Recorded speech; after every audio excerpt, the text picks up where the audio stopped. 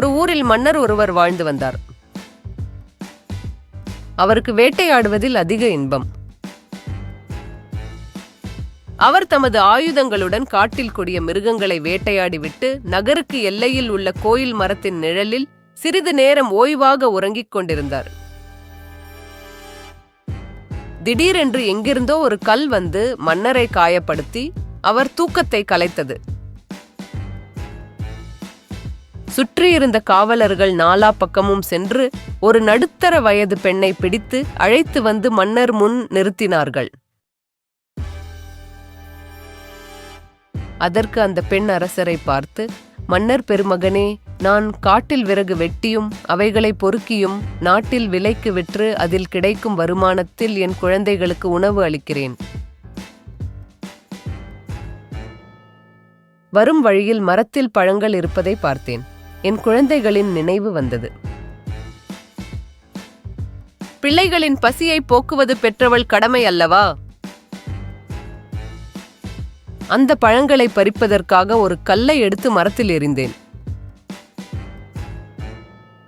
தாங்கள் மர நிழலில் உறங்கிக் கொண்டிருந்தது தூரத்திலிருந்து எனக்கு தெரியவில்லை.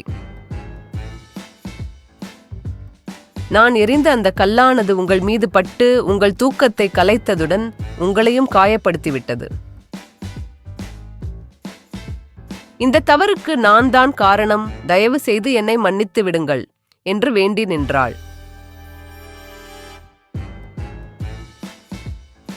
மன்னர் அந்த பெண்மணியை பார்த்து, பெண்ணே, நீ செய்த தவறுக்கு மன்னிப்பு கேட்கின்றாய். அது உன் சிறந்த பண்பு. உன்னை மன்னித்து விட்டேன் என்று கூறியதோடு அப்பெண்ணுக்கு 2 பசுக்களையும் கை செலவுக்கு பணத்தையும் கொடுக்க ஆணையிட்டார். சுற்றியிருந்த காவலர்கள் மன்னரை நோக்கி, அரசே, தங்களை கல்லால் அடித்தவளை மன்னித்ததுடன் அவளுக்கு பரிசும் தருகிறீர்கள். இச்செயல் எங்களுக்கு வியப்பு அளிக்கிறது என்றனர்.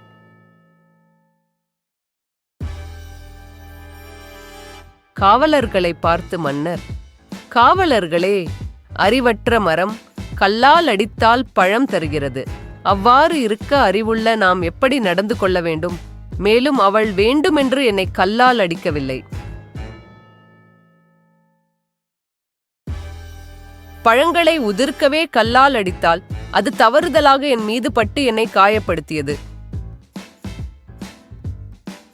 அவள்தான் செய்த தவறுக்கு வருந்தி என்னிடம் மன்னிப்பு கேட்டாள். அது மட்டுமல்ல, அவள் தன் பிள்ளைகளின் பசியை போக்கவே மரத்தின் மீது கல் எறிந்தாள். அது தாயாகிய அவள் கடமை அல்லவா? அவள் அவளுடைய பிள்ளைகளுக்காக அவ்வாறு செய்தாள். நான் என் குடிமக்களுக்காக அவளுக்கு பரிசு வழங்கினேன் என்றார். காவலர்கள் மன்னரின் விளக்கம் கேட்டு பெருமகிழ்ச்சி அடைந்தனர்.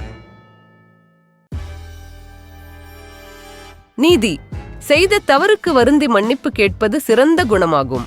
எனவே நாம் தெரியாமல் தவறு செய்திருந்தால் உரியவரிடம் மன்னிப்பு கேட்டு பழக வேண்டும்.